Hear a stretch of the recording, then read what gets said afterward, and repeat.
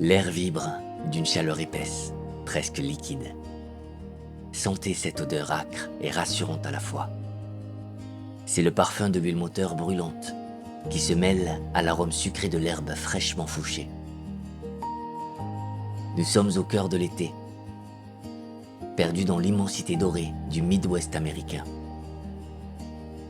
Là-haut, le ciel affiche un bleu insolent, et le seul bruit qui déchire ce silence sacré est le rugissement rythmé, presque cardiaque, d'un vieux moteur en étoile. C'est le chant de la liberté sauvage.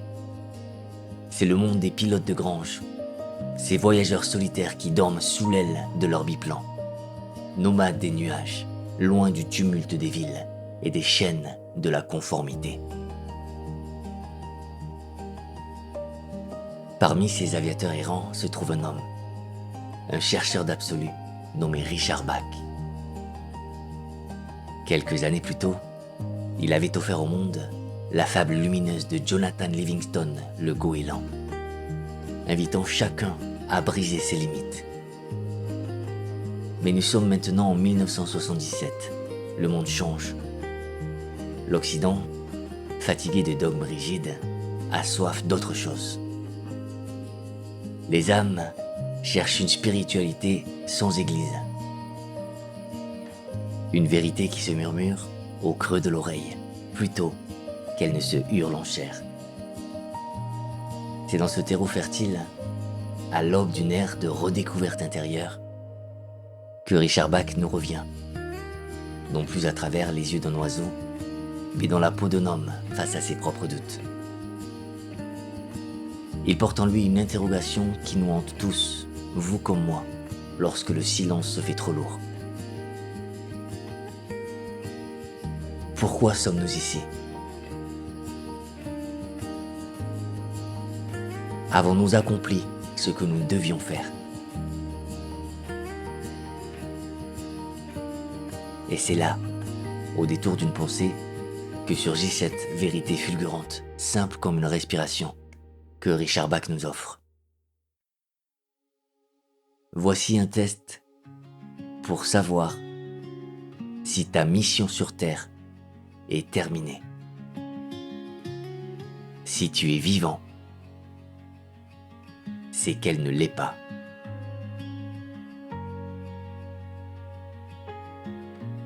Si vous entendez ma voix en cet instant, c'est que votre mission perdure.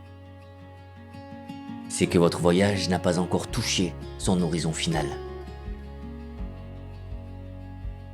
Le livre que nous allons explorer ensemble, Illusion ou le Messie récalcitrant, est bien plus que le carnet de route de deux pilotes perdus dans les champs de maïs. C'est un manuel secret. C'est un guide pour l'âme qui soupçonne, ne serait-ce qu'un instant, que la réalité tangible n'est qu'une toile peinte, un décor de théâtre. Une toile sur laquelle nous avons le pouvoir, si nous l'osons, de dessiner nos propres miracles. Je vous invite à déposer le fardeau de vos certitudes. Venez découvrir comment le monde ne demande qu'à plier, non pas sous votre force, mais sous la douceur de votre propre lumière.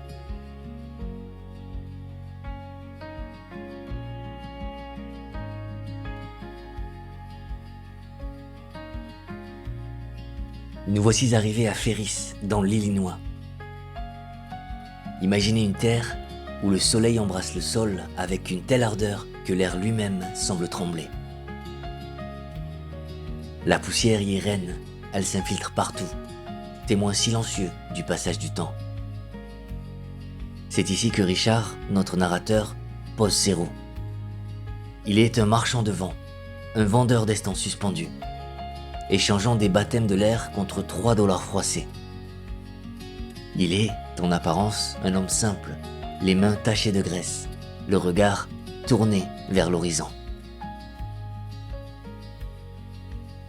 Mais ce jour-là, dans ce champ perdu au milieu de nulle part, il ne se pose pas seul. À quelques pas de son propre appareil, un autre biplan repose sur l'herbe jaunie. C'est un Travel Air 4000, paré de blanc et d'or. Il brille avec une intensité qui ne semble pas appartenir à ce monde, comme un bijou déposé sur un vêtement de bure. Sous l'aile de cet oiseau de lumière, il y a un homme, Donald Shimoda. À première vue, il a l'allure humble d'un mécanicien, de ceux qui savent écouter le cœur des machines. Pourtant, si vous vous approchez avec les yeux de l'âme, vous percevrez une anomalie, une déchirure dans le tissu du réel. Regardez son avion. Il a traversé le ciel d'été, fendu des nuées d'insectes et bravé les vents. Et pourtant, observez l'hélice. Pas une seule trace d'impact. Pas un moucheron écrasé. Pas une goutte d'huile ne souille le fuselage immaculé. C'est le premier murmure du mystère. Cet homme traverse le monde, mais le monde ne le touche pas. C'est ainsi que se noue l'alliance sacrée entre ces deux êtres. Richard est l'homme de la terre qui lève les yeux vers le ciel, affamé de vérité. Donald est l'homme du ciel qui est descendu sur terre, le messie récalcitrant qui a remis sa démission, fatigué d'être adoré, cherchant simplement à être un ami. Ils partagent cette solitude particulière, celle des nomades qui savent que leur seule véritable maison est l'instant présent. Je vous invite à contempler cette rencontre, car elle n'a rien du hasard. Dans l'univers de l'esprit, le hasard est un mot vide de sens. Il existe une loi magnétique, aussi puissante que la gravité, qui tire vers vous les âmes dont vous avez besoin pour grandir. Nous ne rencontrons personne trop tôt ni trop tard. Richard cherchait désespérément un maître pour comprendre ses visions. Donald, lui, cherchait un étudiant à qui passer le flambeau pour pouvoir enfin se reposer de sa lourde tâche. Comprenez bien ceci. Vous attirez à vous ce qui reflète votre quête intérieure. Le maître n'apparaît pas seulement lorsque l'élève est prêt. L'élève apparaît aussi pour libérer le maître. Dans la poussière de l'Illinois, deux miroirs se sont fait face. Et dans leur reflet, c'est l'infini qui a commencé à se dévoiler.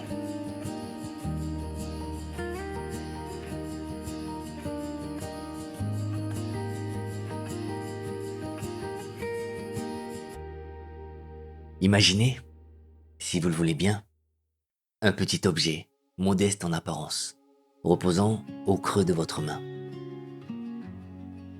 Il a la texture du daim usé, la chaleur d'une promesse tenue.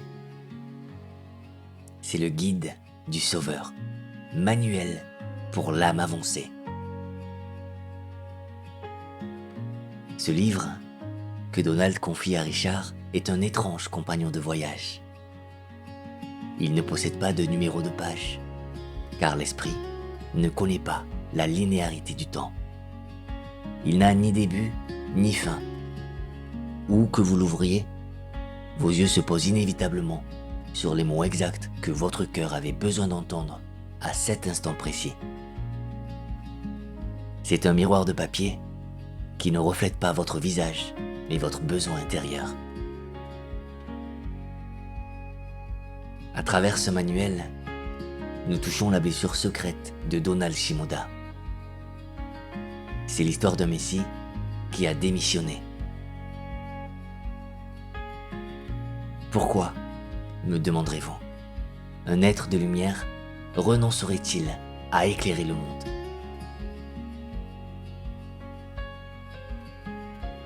Parce que Shimoda a compris une vérité cruelle.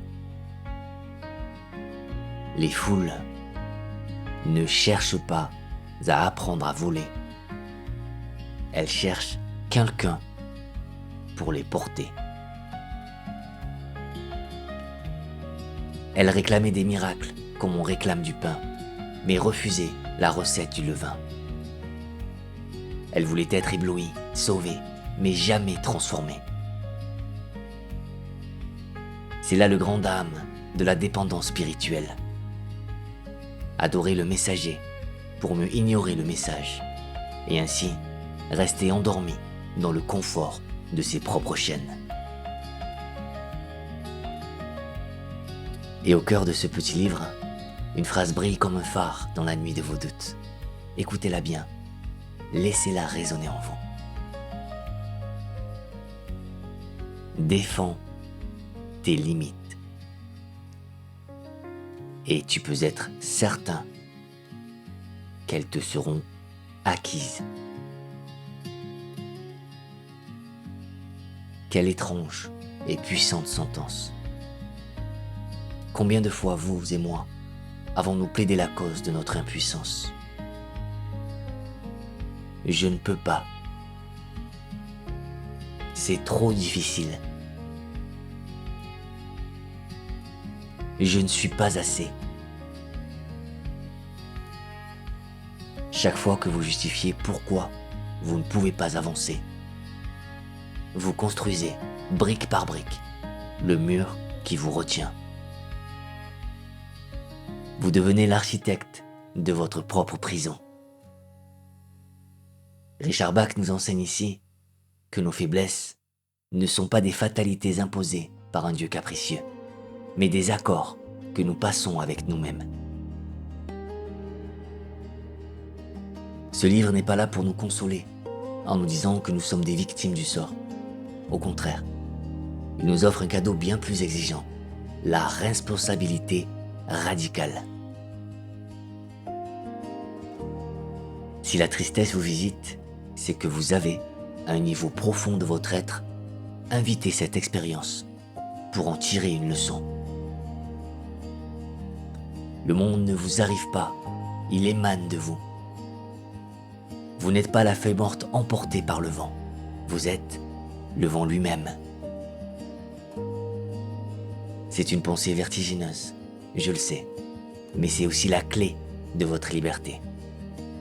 Si vous avez le pouvoir de créer vos ombres, vous avez, tout aussi sûrement, le pouvoir absolu d'allumer votre propre lumière.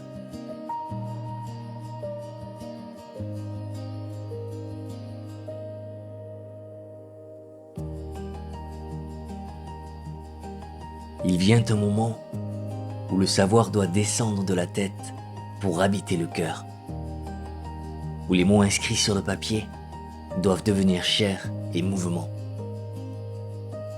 Richard ne peut plus se contenter d'écouter la musique. Il doit apprendre à jouer de l'instrument.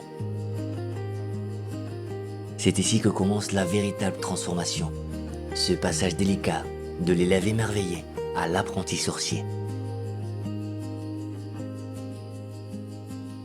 Mais ne vous y trompez pas. Ce que Richard Bach nous décrit, ce ne sont pas des tours de magie destinés à éblouir les foules. Non, il s'agit d'une technologie de l'esprit, aussi précise et rigoureuse que la mécanique des fluides, mais appliquée à l'océan invisible de la conscience. Le premier exercice est d'une simplicité désarmante, et pourtant, il fait trembler les fondations de notre logique. Levez les yeux vers la voûte céleste. Choisissez un nuage, un petit cumulus solitaire et cotonneux. Donald invite Richard à ne pas le combattre, mais à simplement cesser de le maintenir en existence. Il lui suffit de visualiser que le nuage n'est pas là. Et sous le regard concentré de l'apprenti, Le blanc s'effiloche, la vapeur se dissipe, rendant au ciel son azur immaculé.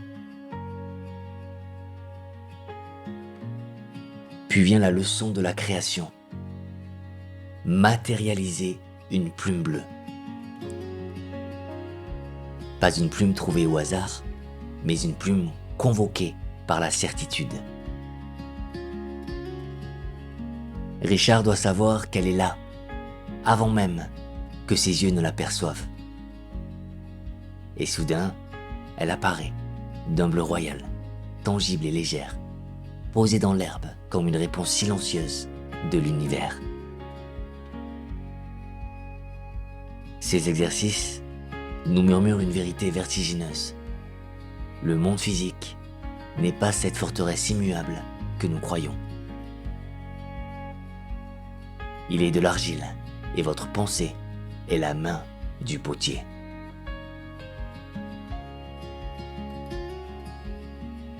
Mais l'esprit résiste encore. Il s'accroche à ce qu'il voit. Alors, Shimoda emmène Richard au bord de la rivière. Il marche sur l'eau. Il ne s'enfonce pas. Il se tient à la surface, tranquille, comme sur le parquet d'un salon. Il se tourne vers nous et sourit. Ce n'est pas l'eau qui est devenue solide, mes amis. L'eau reste l'eau, fuyante et liquide. Ce qui est devenu solide, plus dur que le diamant, c'est la conviction de Donald qu'il ne peut pas couler. Il nous enseigne que nous ne marchons pas sur la terre, mais sur nos croyances. Si vous croyez que vous allez sombrer, la gravité vous obéira. Mais si vous savez que vous êtes soutenu, l'abîme lui-même se fera plancher.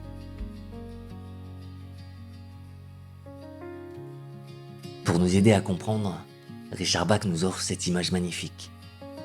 La vie n'est qu'un immense cinéma. Vous êtes assis dans la salle obscure.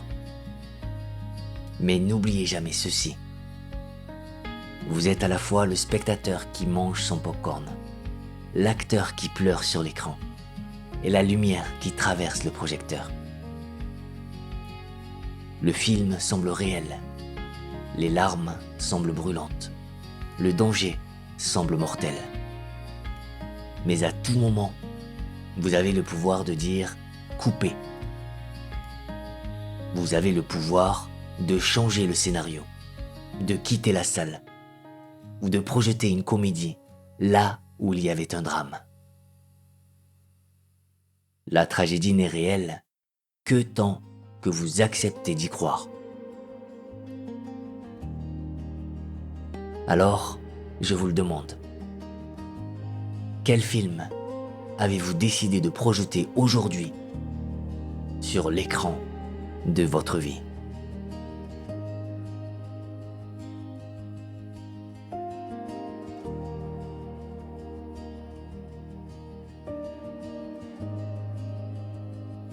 Et maintenant, le ciel s'assombrit légèrement. Nous entrons dans le crépuscule de l'histoire, là où les ombres s'allongent pour mieux révéler la lumière. Donald Shimoda, notre voyageur des étoiles, accepte de parler à la radio. Il ne fait pas de tour de passe-passe, il ne change pas l'eau en vin. Il fait quelque chose de bien plus dangereux. Il dit la vérité.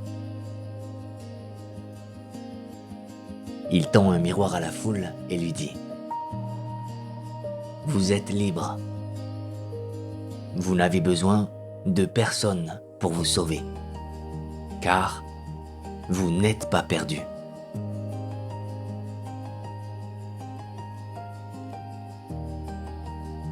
Mais la vérité est un vin parfois trop fort pour ceux qui n'ont bu que l'eau tiède du confort. La curiosité des gens se change en inquiétude, puis l'inquiétude en colère. Le monde aime ses prophètes morts et silencieux, mais il redoute ceux qui sont vivants. et qui remettent en cause l'ordre des choses. Le Messie est rejeté, non pas parce qu'il a menti, mais parce qu'il a menacé l'illusion collective qui nous sert de refuge. Puis, le coup de tonnerre éclate. Un coup de fusil déchire l'air chaud de l'été. Donald Shimoda s'effondre.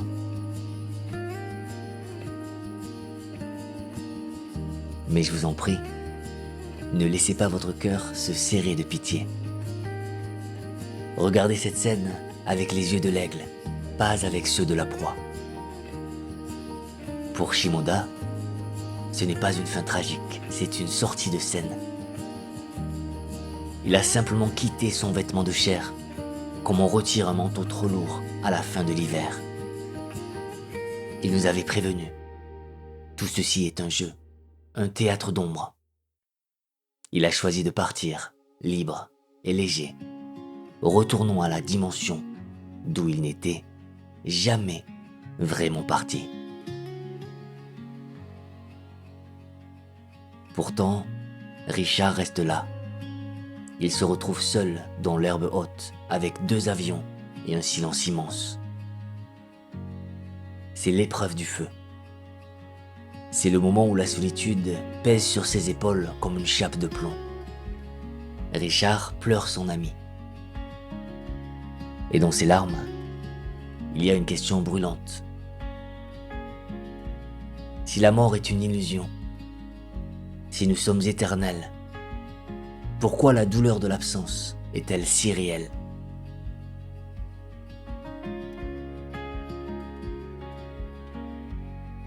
Pourquoi le cœur se brise-t-il pour ce qui n'est qu'un changement de lumière?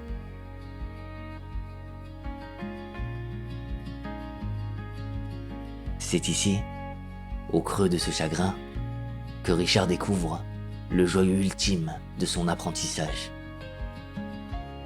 La douleur n'est pas une punition, c'est un outil de sculpture. Écoutez bien cette pensée, car elle est le baume qui guérit toutes les blessures. Il n'y a pas de problème qui ne t'offre un cadeau. Tu cherches les problèmes parce que tu as besoin de leur cadeau.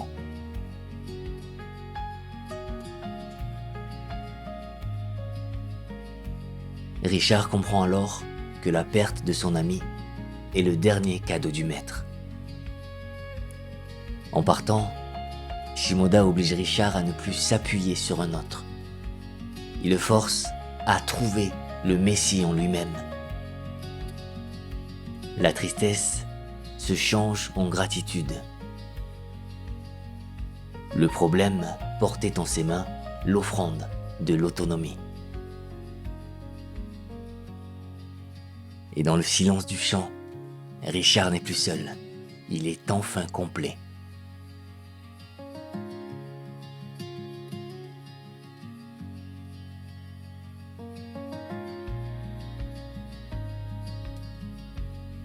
Nous voici parvenus au terme de notre voyage, là où les mots s'effacent pour laisser place au silence de la compréhension. Si nous devions garder une seule étincelle de ce feu sacré allumé par Richard Bach, ce serait celle-ci. Votre réalité n'est pas une prison de pierre dont vous avez perdu la clé. Elle est une argile tendre, prête à prendre la forme de vos pensées les plus audacieuses. Nous avons appris ensemble que les murs qui semblent nous enfermer ne sont souvent que des ombres projetées par nos propres peurs. Nous sommes, vous et moi, des messies qui s'ignorent, des créateurs puissants ayant simplement oublié, le temps d'un jeu, leur nature divine.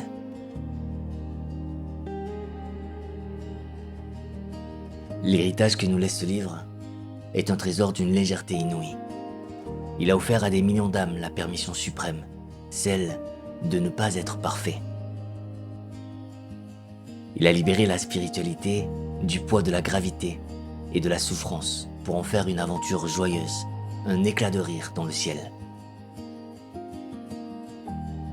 Il nous rappelle que l'éveil n'est pas une marche pénible vers un sommet inaccessible, mais un simple souvenir qui remonte à la surface, comme une bulle d'air cherchant la lumière. Alors je vous invite maintenant, dans le calme de cet instant, à tourner votre regard vers votre propre horizon. Quelles sont les limites que vous défendez encore avec tant d'ardeur aujourd'hui ?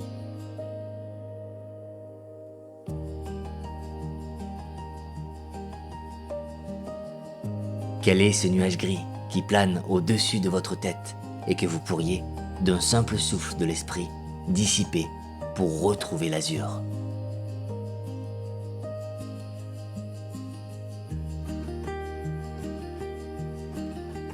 Ne me croyez pas sur parole.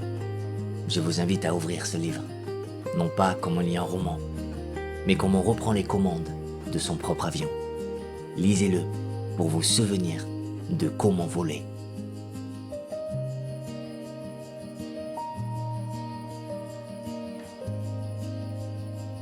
Je vous remercie du fond du cœur d'avoir partagé ce vol avec moi. Le vrombissement du moteur s'éloigne maintenant. Il devient un murmure, puis s'éteint tout à fait. Il ne reste que le grand silence bleu, immense et pur. Ce ciel est à vous. L'histoire ne s'arrête pas ici. Elle commence, véritablement, dès l'instant où vous rouvrirez les yeux.